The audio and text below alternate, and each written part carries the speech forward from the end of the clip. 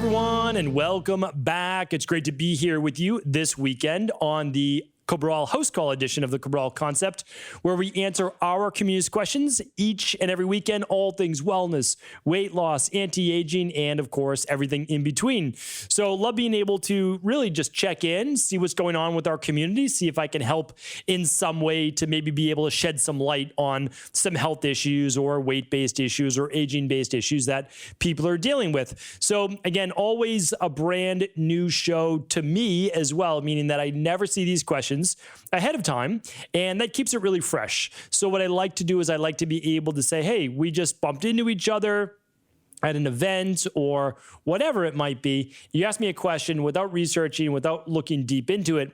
I just want to give you my experience from being in this industry, which of course I love, for the last 20 years, studying thousands of books, overseeing 250,000 client appointments, and just having seen a lot. Now, having said that, I don't see everything, right? I haven't seen everything. And if that's ever the case, of course, I share that with you as well.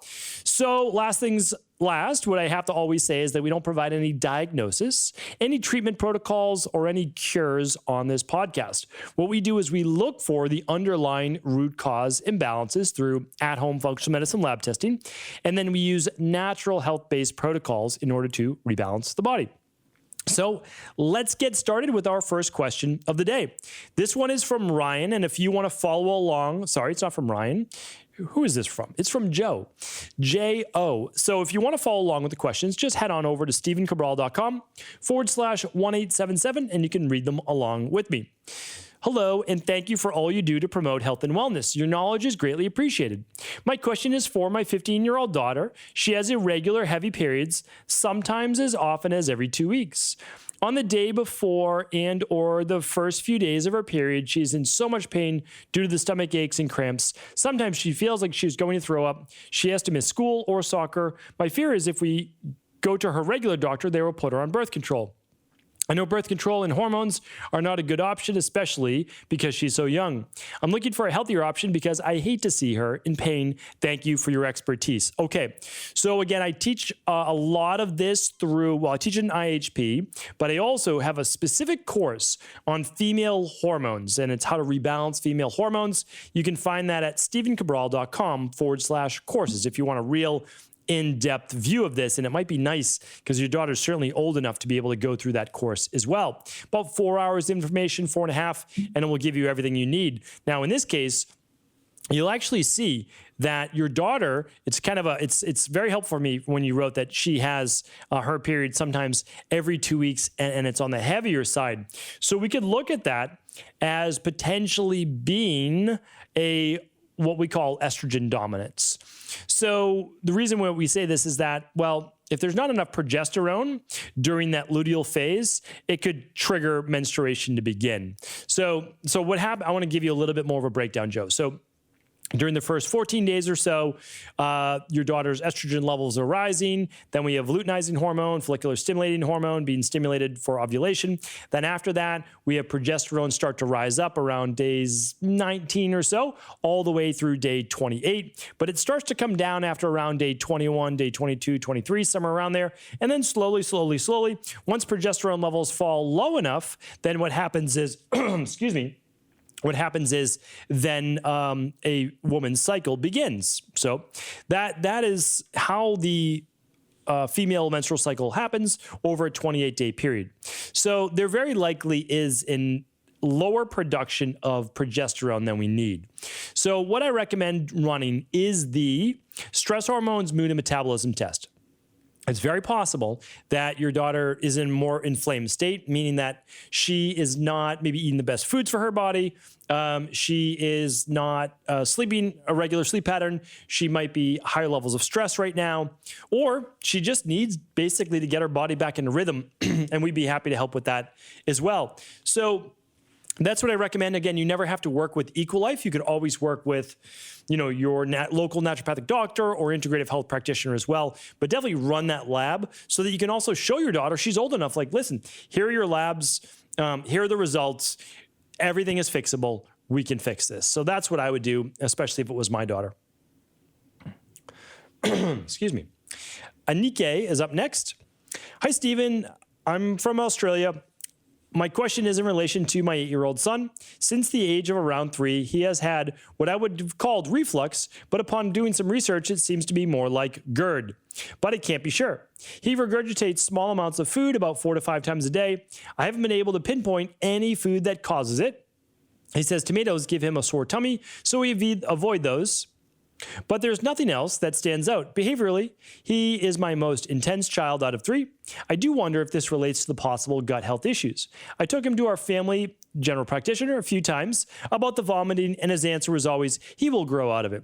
But by being 8 years old, I feel like it's time for him to really do a proper investigation and find the cause. What should I do diet-wise to try and alleviate his symptoms or what kind of testing should he be chasing? I would seek out a naturopath, nutritionist, or integrative GP. All of the integrative GPs in my area have closed their books or have year-long wait lists, adding to my frustration. It's getting to pinpoint where he will vomit in class and swallow it down in fear of embarrassment. His breath smells and he's becoming self-conscious about it. Any advice is hugely appreciated. Best, Anike. Okay. Yeah, happy to help you with this. And it's always tough when it relates to kids for sure, because of course they don't want to be in this position and they didn't do anything, naturally to become this way. But certainly there could be some type of gastritis, issues with the digestive-based system. It could be multiple things, such as achalasia, non-closing of the lower esophageal sphincter, low levels of stomach acid, higher levels of stomach acid due to potentially histamine production. It could be H. pylori in the stomach. So there are multiple things that could be going on. What I really recommend is you can work with an integrative health practitioner. You can see our practitioners just at ihp.coach, or you can work with us over at Equilife. You're welcome to do that as well. But I really would run that Candida metabolic and vitamins test. And I would also run the bacteria and parasite stool test if you were to run 2. I would look at what's going on with this digestive system. And then, of course, we might also recommend things such as magnesium to kind of calm the esophageal tract, the lower esophageal sphincter. If you work with your GP or medical doctor, you might actually look for, which would be rare in an 8-year-old, but possible, a hiatal hernia, which would then affect that lower esophageal sphincter, which would then allow for the, GI issues that he's having. So that's what I would look for. Again, more work to be done, but you really want to be working with a practitioner. And I would run those labs just to see if there is anything going on out of sorts with the gut. And then we'll start to calm that nervous system as well. And then you would journal how often it happens, and then also when it happens. So forget about food predominantly. Is it an hour after a meal, a half hour after a meal, 2 hours after a meal? Does it happen if he doesn't eat? So you have to start to look at all these different things as variables. And again, like I said, you'll be able to figure this out for sure. All right, thank you for the question, and I no doubt you'll be able to figure out this answer. Deanna's up next. Hi, thank you for your very informative podcast. I have a question. Since the beginning of the pandemic, I've been getting fever blisters on a constant basis. I have not been ill other than a few mild colds, and usually only get them when I have a fever or if I'm out in a prolonged hot sun. Neither of those are the case for me. I have tried using lysine, which helped in the past, but it is not helping. I wonder if this could be a symptom of EMF exposure. It seems like one clears up and then a few days later, another one. Thank you for any help you can provide. Deanna, help me to help with this as well. By fever blisters, this is typically another name for herpes cold sores. And so I don't know if we're talking about the same thing, but I'm assuming we are, especially since you've used L-lysine before. I would love for you to go back and tune into a podcast I did called How to Destroy Viruses, Herpes, etc. You'll be able to find that by going to stephencabral.com/podcasts or asking in our free community coaching group at cabralsupportgroup.com. So what you'll find is that herpes, cold sores, fever blisters can begin to erupt, typically around the mouth, the lips, typically, and they come on with periods of high stress. Now, during the pandemic, many people are feeling higher levels of stress. No doubt about it. I certainly was when I was overseas, for sure. And what I'd recommend there is we begin to look then as stress as a factor contributing to these cold sores. And if you want to run a lab that would look at stress, you would run the stress hormones, mood, and metabolism test over at equi.life, EQUI.LIFE. And if not, you can start to then just look at overall protocols for helping with stress and viruses, such as the daily foundation protocol plus the immunity protocol, getting your vitamin C and zinc on a daily basis. L-lysine is also very popular, and it can work when there is a flare-up. But again, most people don't use enough L-lysine. You typically need 1 gram 3 times a day. Again, this is not a treatment protocol, just things that I've seen work really well in my practice. Lorena is up next. Hi, Dr. Cabral. Thank you so much for dedicating your time to help others. Greatly appreciated. Thank you, Lorena. Is it possible to heal hypopituitarism caused by surgery? Okay, so let's first explain what hypopituitarism is. That is a lower output of pituitary hormones from the pituitary gland. So typically, how the pituitary gland works is that if we're talking about overall metabolic processes, your hypothalamus inside of your brain, I've actually got my model Wally right here beside me, so we'll open up Wally's head. If you're watching this on YouTube or on my website, you'll be able to see it. Why don't I do this? I'll do a zoom in, and I will point to the pituitary gland here. Okay, so it's right inside the center of the brain. And the pituitary gland, the hypothalamus, tells the pituitary gland right below it to secrete certain hormones. So in terms of the adrenals or the thyroid, we always think about the end products such as cortisol and, let's say, norepinephrine. Or we think about T4. Or we think about T3. But all of these things have precursors inside of the brain because there's a feedback loop that goes from the adrenals or thyroid right here back to the brain because it's being circulated in the blood, and the blood is basically saying, well, all the different receptors are saying, we have enough thyroid hormone, no need to produce more, and the body begins to shut down. The hypothalamus tells the pituitary gland, all right, stop the signaling, we're good. And the same goes for the adrenals, the ovaries, gonads as well. So it's a nice symphony. It's a delicate symphony within the body. And I don't know what your surgery was, so I cannot say for sure whether this is able to be healed or helped or not. Because what if there is scarring of that pituitary gland? What if there was some type of, I don't know, ablation type done that would affect its overall function? So I don't know, but I can tell you this. Whatever the issue is with your body, what you want to do, when in doubt, when it just seems like a huge mystery, you want to run the Big 5 labs. And the Big 5 labs are going to give you the answers as to what the imbalances are inside of your body. It will tell you what your deficiencies are in terms of vitamins or minerals, proteins and omega-3s, and it will tell you also what your toxicities are, omega-6s, heavy metals, etc., candida overgrowth, H. pylori, you name it. So that's what you want to do. When in doubt, you always run the Big 5 if possible. So that's what I recommend. All right, and let's see. This is episode 1877, and it comes out the week of 3/22, which means just this week, actually. I don't know when you'll be listening to this, but I know this week because it's my birthday week. And I celebrate for the entire week. That we always do every single year. Well, we have in the past, and this year is no different. A big discount off of the Big 5 because that is when I run my Big 5 as well. Every single year, right after my birthday, I do the Big 5. So there you have it. All right, and that's over at equi.life, and you can literally just type in Big 5 or click on the Labs tab, and you'll be able to see it. All right, Ashley's up next. I have had swollen lymph nodes in my groin area since I was a child. They're not painful or red-looking, but they're larger than normal and move around easily. What is causing this? How can I fix it? Okay, so when you have swollen lymph nodes, we call that lymphoadenopathy. I believe that's the correct pronunciation, but basically swollen lymph nodes. Okay, so why would the lymph nodes swell? We always have to go back to first principles, right? We're asking why. Well, the lymph nodes would swell when they are harboring, holding on to, trying to destroy, break down, etc., any type of toxin in the body. And a lot of times we look at the lymph nodes as really trying to destroy viruses and bacteria. When the lymph nodes in the groin are swollen, it can often mean that there was in the past or they may be currently, some type of bacteria that the lymph nodes grabbed onto, broke down, destroyed, and they kind of swelled because of it. Now, the lymph nodes can be drained. That is absolutely possible, and it can be done through manual lymph drainage, so that's for sure one possibility. It can be done through dry brushing. It can be done through sauna-based therapies.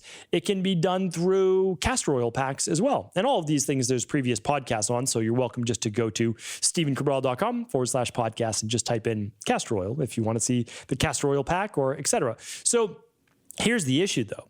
Sometimes it stems from, some type of infection, but there could be issues with the gut, especially around the groin area, right? Because, well, what happens around the groin area?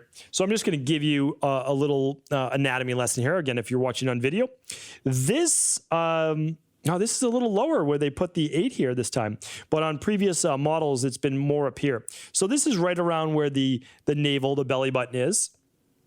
And you can see down here, right, where the lymph nodes are right here, this is all your intestines. So here's your lymph nodes right here. Okay, right in the groin. They call this the inguinal cleft. If you want a little trivia right there for what that's called. And that can be from really collecting bacteria. So you want to look for, and this is what I would recommend for you, Ashley, is the Candida metabolic and vitamins test, as well as the bacteria and parasite stool test, if you want to see if you have any gut permeability-based issues or gut health-based issues. And then I gave you some other additional tips for trying to drain those lymph nodes as well. And then, of course, on a daily basis, taking the daily foundational protocol, level 2 or level 3, plus the immunity protocol. All right, Bonnie is up next. I'm not sure that I can say specific names on questions, but I just purchased a Lucia NO3 light source. Can you tell me your intake on the light therapy systems available? I just love it, and I'm looking forward to using it personally and possibly sharing with friends. It's a Hypnagogic light experience. It has 1 halogen center ring and 4 LEDs around it. You lay under it with your eyes closed while the light goes through a programmed sequence of flickering. I personally feel bliss and sleep like a baby at night following. You know what? I'll tell you what, Bonnie, I'm always honest about what I know and what I don't know.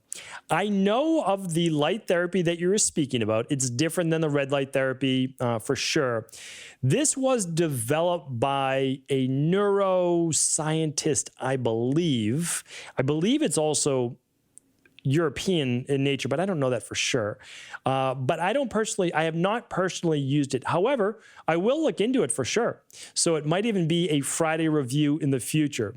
So I can't tell you yet because I don't have experience with it. So I don't like to talk out of turn. But when I do review it, it will be on a Friday review if I do. So we'll check that out. But I'm glad that you're having good results with it. I just don't know enough about it to actually give you a well thought out answer on my take on it. All right, Maria is up next. Hi, Dr. Cabral. I was looking for a good sourdough bread and found one made from Khorasan Flour. From my internet searching, it is a type of ancient grain wheat, also called kamut. As I have heard, lots of problems with wheat gluten is from modern day wheat. Would this be something to give a try? Forever grateful for your work. Okay. I know exactly what you're talking about. I've used it before. I've never heard of it. Well, I know it as, I believe it's pronounced Khorasan, but kamut or kamut is K-A-M-U-T. It is I believe, again, if my memory serves me correctly, more of a yellowish based flour. And I do know the profile because I've done profiles on all forms of wheat-based products, because sourdough would be a much more palatable bread to digest for most people, except those people typically with bacterial issues with their gut, and sourdough doesn't typically work for them because you're using some type of bacterial-based starter, bacterial-based starter, fermented starter, okay, we'll put it that way. So, okay, but here's the deal. So this is what I wanted to share with you. It is actually a higher gluten profile flour. So it is more of an ancient grain, but it is a higher gluten-based flour. So if you run your food sensitivity test, which I recommend, and you come back high on gluten, then I could not recommend this type of flour. I would go with a gluten-free variety if you come up high on gluten. Now, if you came up lower on gluten, and every once in a while you wanted to use more of an ancient grain form of wheat, then I would recommend that, like a spelt or something like this as well. So hopefully that answered your question. It was a great question. Thank you everyone for writing in, and we'll be back tomorrow answering more of our community's questions. Take care, everyone. I'll talk with you tomorrow.